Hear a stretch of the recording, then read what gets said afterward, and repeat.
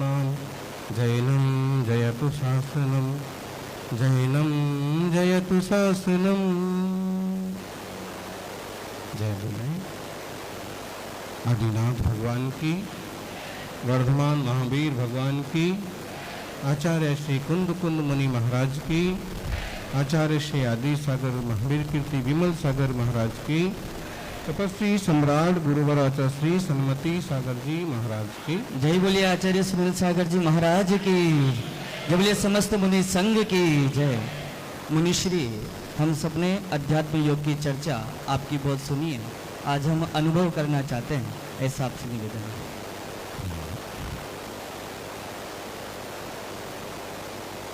कुछ लोग किसी के प्रभाव में जीते हैं, कुछ लोग किसी के दबाव में जीते हैं, लेकिन भगवान वो बनते हैं जो अपने स्वभाव में जीते।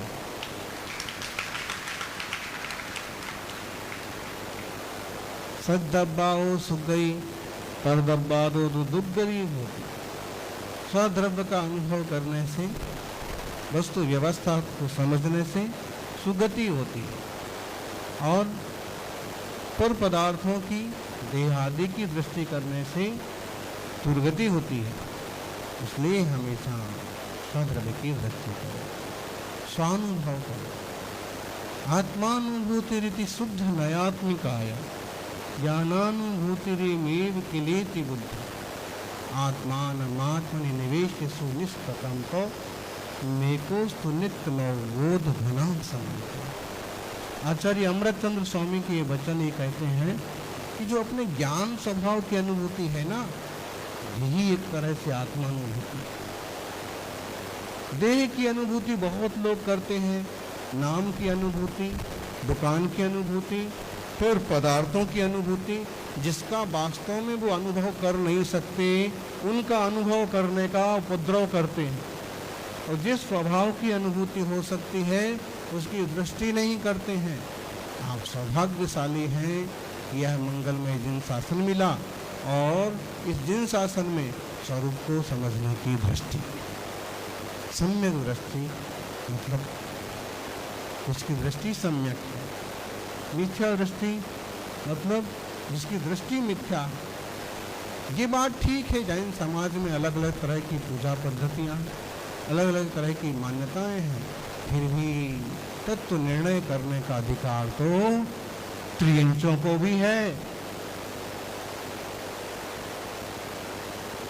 दुनिया में भक्त बनना सिखाने वाले बहुत लोग हैं, लेकिन एक जिन धर्म ऐसा है जो सिर्फ भक्त बनना नहीं सिखाता है, भगवान बनना ही सिखाता है। आचार्य कुंद कुंद स्वामी के प्रवचन सार को उठाओ, 80 नंबर की गाथा देखो।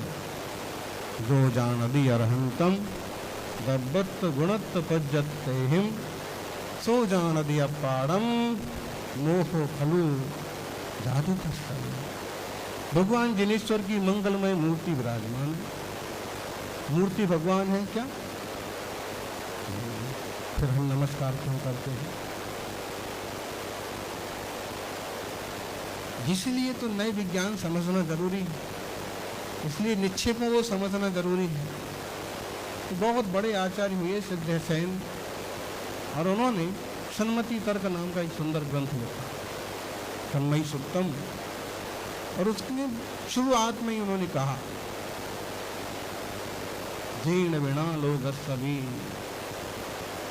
व्यवहारो सब बहाना निबही, भुवने कस भुवने करुणो हम अड़ेंग अंधवायस्ता अनेकांत बात। तो ये भगवान हैं भी, स्थापना नए निक्षेप से,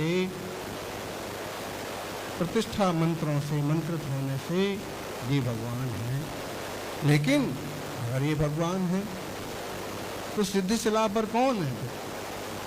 सिद्धलोक में कौन है?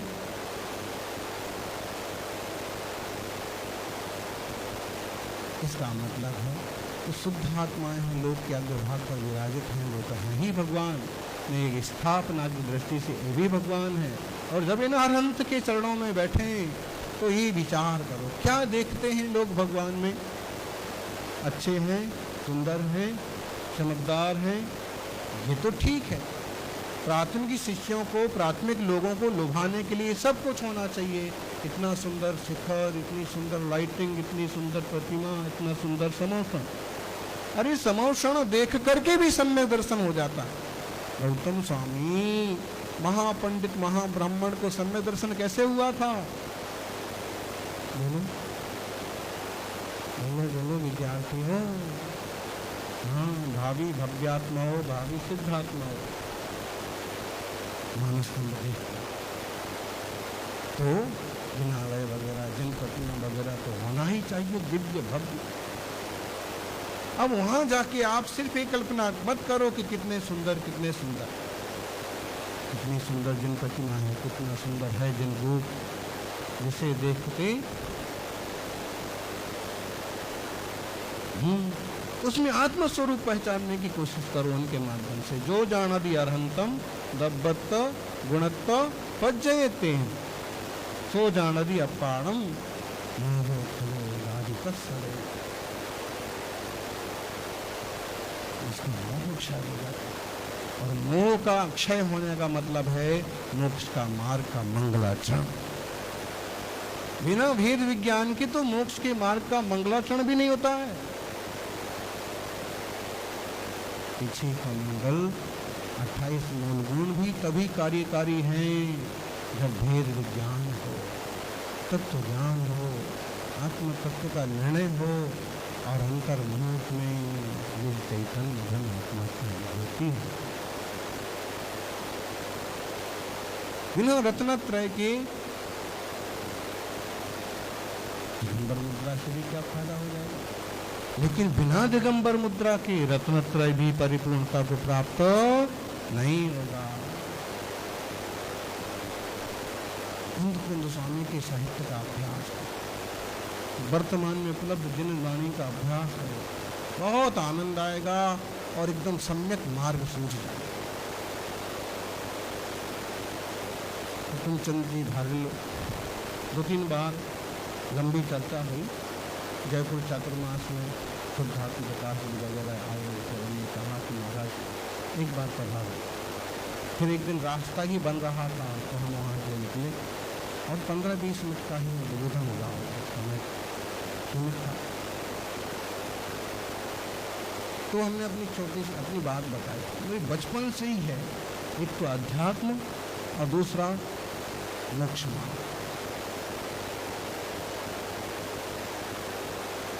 जब संस्कृत विद्यालय में पढ़ते थे, सागर विद्यालय में पढ़ते थे, तब भी वही भावना रहती। और फिर स्कूल की किताबों का तो अभ्यास करते ही थे, लेकिन जिनवाणी का बहुत गहराई से, गंभीरता से लिखा। अगर इस मानव भाव को पा करके हमने आत्म साधना न की, आत्मशुद्धि का पथ न पाया, तो और कौन सी पर्याय में ये सब उपलब्ध होगा? बोलो। माना कि इस कलयुग में दिगंबर की पूरी साधना कठिन है। पानी बरसता है तो सर्दी हो जाती है, धूप निकलती है तो और चिपक जाते हैं। फिर भी तत्व ज्ञान के बल पर अनेक वितरागी मुनिराज आज भी स्वतत्व की साधना करते हैं।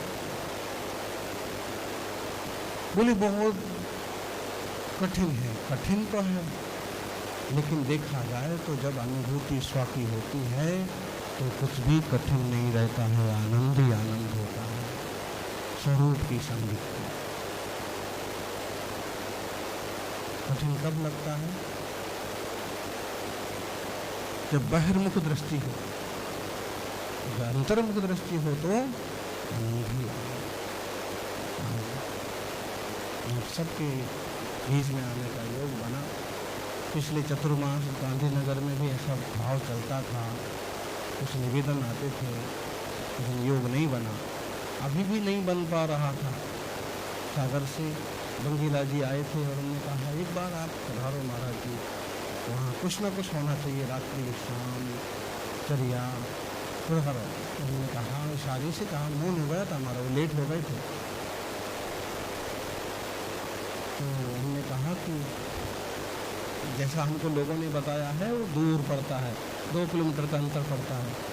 तो उन्होंने कहा कि एक बार तो देखेंगे। योग संयोग, वो जो रास्ता कम पड़ता है ना, उसमें पानी भर गया, बहुत जगह पानी भर गया।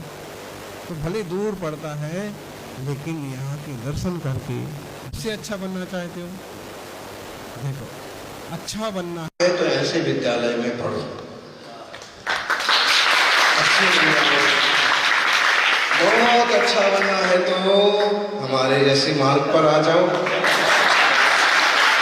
बहुत अच्छे बन जाओगे। और सबसे अच्छा बनना है तो अरहंत भगवान के द्रव्य गुण पर्याय से अपने द्रव्य गुण का पर्याय का मिलान करते हुए एकदम शुद्धोपयोग की दृष्टि में चले जाओ तो सबसे अच्छा कौन है?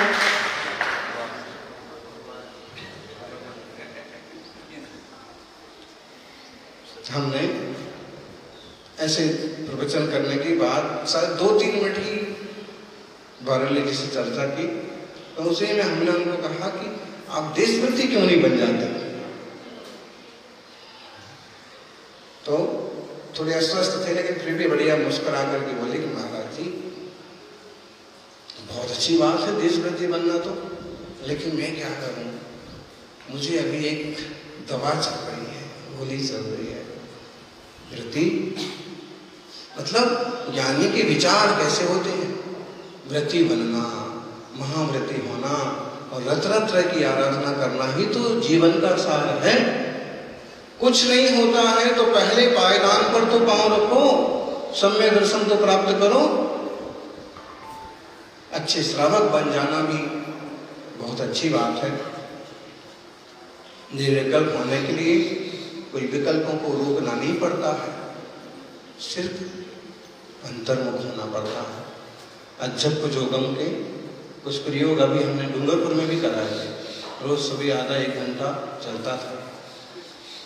शुभम सागर जी ने भी करवाया, तो वो तो अगर आपको मिल जाए तो बच्चों को इस पर भी दिखा सकते हो, लंबा टाइम है, लेकिन बड़ा आनंद आता है और देह से भिन्न आत्मा का एकदम थोड़ी देर को तो अनुभव गृहस्थ को भी हो जाता है। यह मार्ग सभी को उपलब्ध हो, सभी का मंगल हो।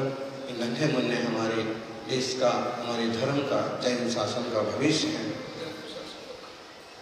और एक बहुत सुंदर सी कृति है हिंदी में हमारी, अध्यात्म सार शतक। एक तो बारेली जी का भी है, फिर हमने स्वतः मतलब वो उन्होंने गाथाओं के अनुवाद में वो सारे, और फिर ही हमने श्रीमद जी के विचार, स्वामी जी के विचार, शास्त्रों के अनुभव से जो निचोड़ आया वो अध्यात्म शास्त्र का दोहे में लिखा। बड़ी अच्छी कृति है।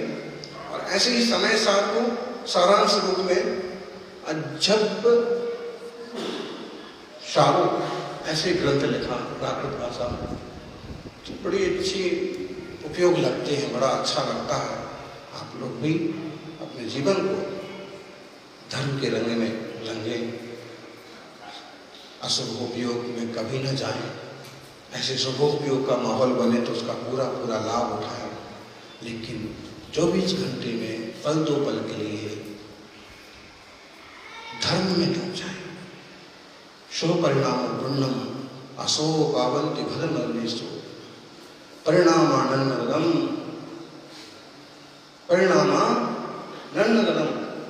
अनन्नगत परिणाम जो है ना, वो धर्म है, शुद्धोपयोग है।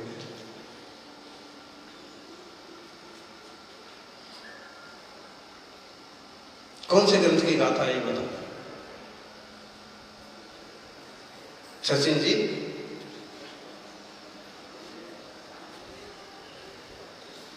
खूब अच्छा हमको गुरुदेव से लाभ मिला। सारे ग्रंथ उनके चरणों में 11-12 साल में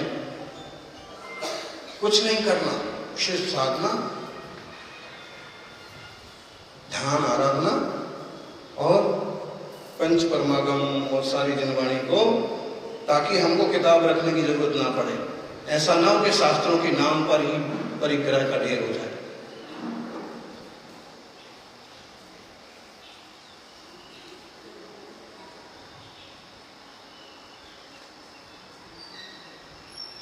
प्रवचन सार की 181 नंबर की गाथा। सो परिणाम परिणाम शुभ पावंति भवन सो परिणाम दुखद खाय कारणम समय, दुखों की क्षय का कारण है अनन्नगत परिणाम। ठीक है, शुभोपयोग का मौका मिल रहा, बढ़िया बात है। अशुभोपयोग से बच रहे हैं, बहुत बढ़िया बात है। लेकिन कोशिश क्या होना चाहिए? अनन्नगत स्वभाव की। अनन्नगत स्वभाव को पाने का श्रावक धर्म में तो बहुत थोड़ा सा चांस है, लेकिन मुनि राजों के मार्ग में बहुत चांस है। काम क्या है? किसी चीज की फिक्र नहीं करने का, कोई चीज है नहीं, कोई विकल्प नहीं, कोई परिग्रह नहीं। ये गाड़ियां लेके लोग दौड़े, हमारे फोटो चिपका के दौड़े, उसमें हमको विकल्प करने की जरूरत नहीं है। वो उनकी गाड़ियां, उनकी चीजें, उनके चौके, वो उनको सोचना है कि हमको कल क्या करना। हमको तो सिर्फ ये सोचना है कि हमको अभी क्या करना है। ज्ञानानंद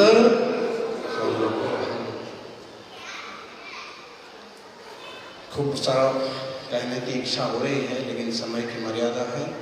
सभी लोग खूब उन्नति करें और यह जीवन आनंद से जीते हुए सिद्ध स्वरूप को उपलब्ध हों, आत्मा परमात्मा बने। जय बोलिए अहिंसा नहीं सनातन जैन धर्म। महर्षि 2 मिनट का ध्यान।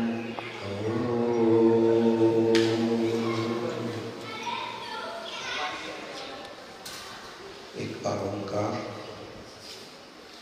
एक साथ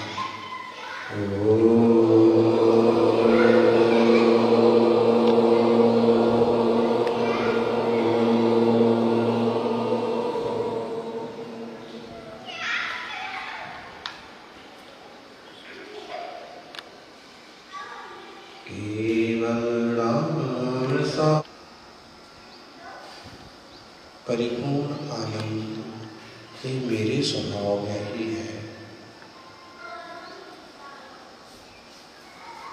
ऐसा ज्ञानी विचार करता है।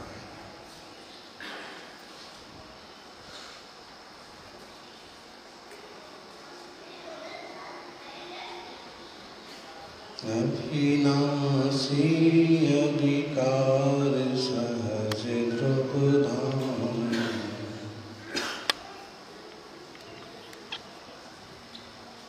मेरा आत्मा अविनाशी सहज ध्रुव धाम है।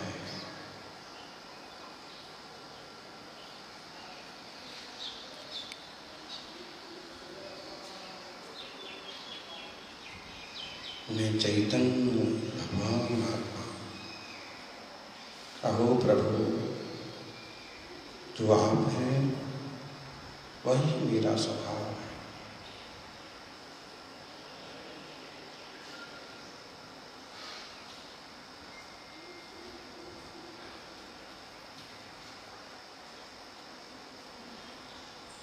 पुद्गल द्रव्य से भिन्न हो, कर्म हो कर्म से भिन्न हो, और निज ज्ञानानंद से अभिन्न हो, एकत्व विभक्त स्वरूप हो हम। एकत्व विभक्त स्वरूप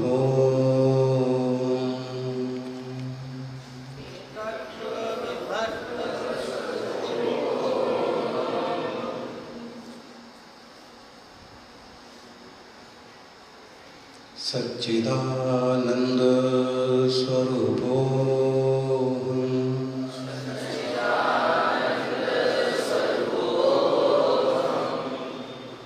सत चित और आनंद, ये मेरा स्वभाव। कहा अपने अनंत वैभव को मैंने जाना। आत्मा के असंख्य प्रदेश ही मेरा घर है और आत्मा के अनंत गुण ही मेरा वैभव है। कहो ध्रुव भंड की दृष्टि करने वालों, ध्रुव स्वभाव की दृष्टि करो।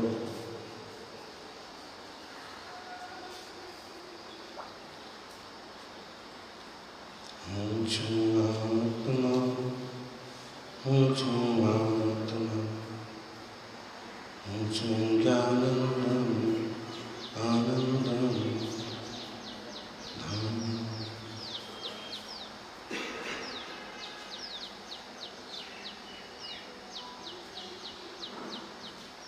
ज्ञानानंद स्वरूपोऽहम्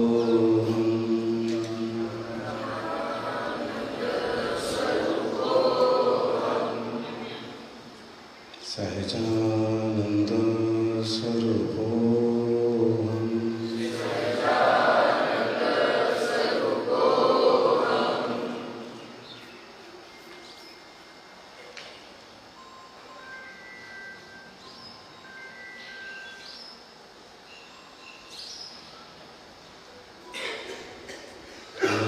ज्ञानानंद स्वभाव